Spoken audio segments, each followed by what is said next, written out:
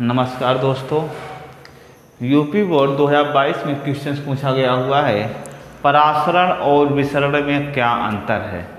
आपको परासरण और विसरण में क्या अंतर है, इसको हम बोलते हैं ऑस्मोसिस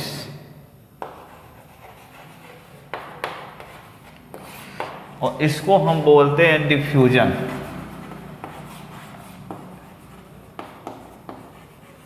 तो क्या मेजर डिफरेंसेस हैं परासरण और विसरण में, ऑस्मोसिस और डिफ्यूजन में क्या अंतर है।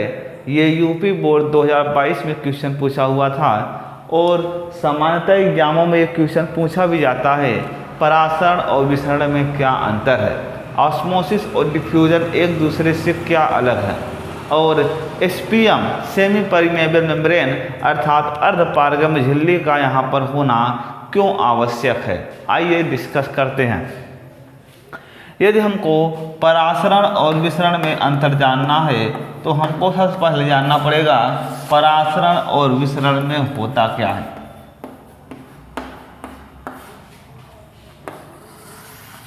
अगर हम परासरण और विसरण में मेजर अंतर देखें तो परासरण की क्रिया में क्या होता है। परासरण की क्रिया में हमेशा दो विलयन के बीच में एक अर्धपारगम्य झिल्ली लगी होती है। अर्धपारगम्य झिल्ली मतलब सेमी परमेबल मेम्ब्रेन, अर्धपारगम्य झिल्ली का होना बहुत ही ज़्यादा आवश्यक है परासरण की क्रिया में। जबकि अगर विसरण की क्रिया हो रही है तो विसरण की क्रिया में किसी भी प्रकार की जो अर्धपारगम्य झिल्ली है उसका होना आवश्यक नहीं है। तो परासरण की क्रिया में अर्धपारगम्य झिल्ली का होना आवश्यक है, लेकिन विसरण की क्रिया में अर्धपारगम्य झिल्ली का होना आवश्यक नहीं है। दूसरी पॉइंट, अब ये अर्धपारगम्य झिल्ली का कार्य क्या था, तो आप सबको बताया गया था कि ये क्या करती, विलेय कणों को नहीं आने देती, जबकि विलायक कणों को अपने से आर पार होने देती है। दूसरी पॉइंट क्या है, परासरण हमेशा क्या होता है, आप बताएंगे कि कम सांद्रता से अधिक सांद्रता की तरफ होता है।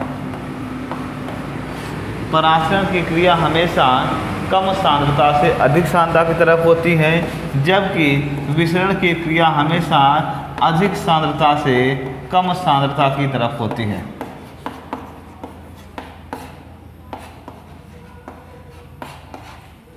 कम सांद्रता की तरफ होती है, अर्थात आप बोल सकते हैं परासरण की क्रिया जो है एक तरफ होती है। परासरण की क्रिया हमेशा एक दिशा में होगी।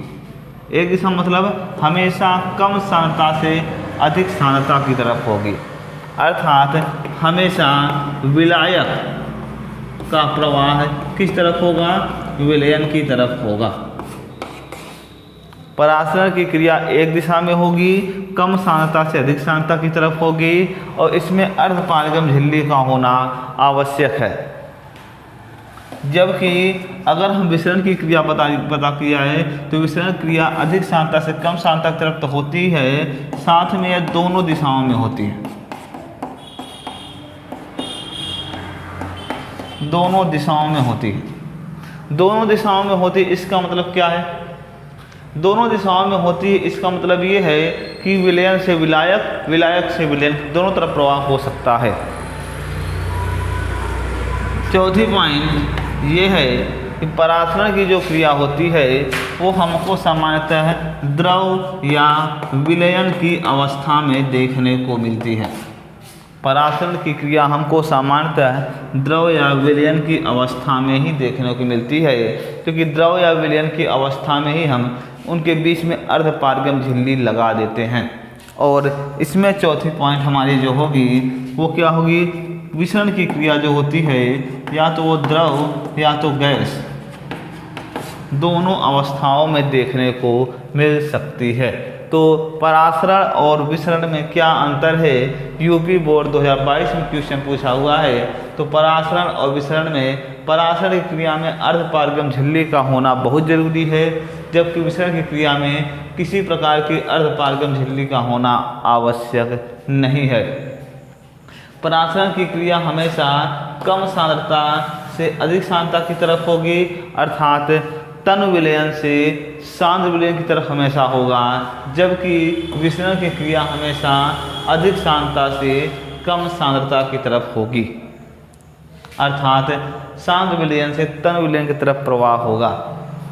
नेक्स्ट जो पॉइंट हमारे यहाँ पर परासरण की क्रिया केवल एक दिशा में होगी, अर्थात हमेशा विलायक के कण विलयन की तरफ गमन करेंगे, और विसरण की क्रिया दोनों दिशाओं में होगी, मतलब विलयन से विलायक और विलायक से विलयन दोनों तरफ प्रवाह संभव है, दोनों तरफ प्रवाह संभव है इसमें विसरण में। चौथी पॉइंट ये है कि परासरण की क्रिया हमको द्रव या विलयन की अवस्था में देखने को मिलती है, और यहाँ पर भी विसरण की क्रिया द्रव या गैस अवस्थाओं में देखने को मिलती है। क्वेश्चन हमारा ये है आप लोगों से, जब किशमिश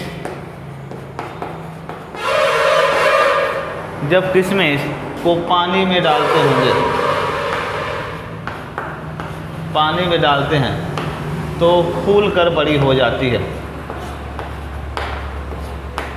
फूल कर बड़ी हो जाती है। जब किशमिश को पानी में डालते हैं तो फूल कर बड़ी हो जाती है, तो इन दोनों में उसमें परासरण हो रहा है कि विसरण है, इसको आप कमेंट सेक्शन में कमेंट्स करके बताइए कि इसमें जो है किशमिश को यदि पानी में डालते हैं तो फूल कर बड़ी हो जाती है, ये परासरण की घटना है या विसरण की घटना होती है। धन्यवाद।